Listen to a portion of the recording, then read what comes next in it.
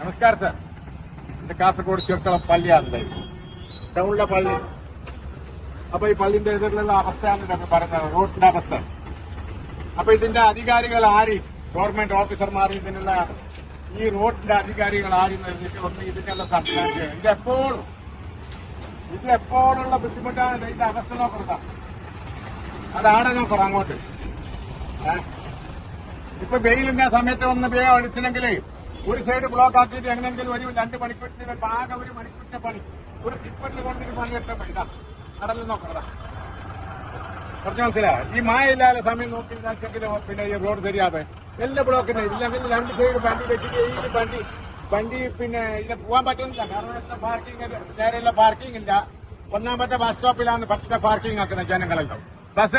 Bus വെക്കുന്ന നടുവിലും ഇതിലെ പോവാൻ ട്രാഫിക് ബന്ധാണ്. അപ്പൊ ബ്ലോക്ക് ആകുമ്പോ അപ്പൊ 2 സൈഡും നിങ്ങൾ നോക്കിയിട്ട് അധികാരികളും ട്രാഫിക് അധികാരികളും വരണം. ഇവിടുത്തെ റൂട്ടെല്ലാം എങ്ങനെയുണ്ട്, ഏടെ പാർക്കിംഗ് ആക്കേണ്ടത്, ഏടെ നോ പാർക്കിംഗ് വെക്കേണ്ടത്, ഇതെല്ലാം പറയണം. നിങ്ങൾ അതിന്റെ അടയാളെല്ലാം വെക്കണം. അർത്ഥം മനസ്സിലായോ? ഒട്ടനെ ഇതിന്റെ പണി ഒട്ടനെ നടക്കണം. കാരണം എന്താ വെച്ചാൽ ഇതെല്ലാം ജനങ്ങൾക്ക് സുലഭമാകുമ്പോ വണ്ടി ബ്ലോക്കാണ് ഫുള്ള്. 2 സൈഡും ബ്ലോക്കാണ്. ഓക്കെ, അങ്ങോളം പോണം. ഏടത്തോളം ഇത് നമ്മളെ ഇതിൽപ്പെട്ടത് നമ്മളെ മറ്റേ ഹൈവേ അല്ലാതെ മറ്റേ ജാഗ്രത ഏടെയെല്ലാം പൊയ്യന്റെ ആടെല്ലാം നിങ്ങൾ ഒന്ന് പോയി ശരിയാക്കും. ഓക്കെ, കാസർഗോഡ് എത്തി.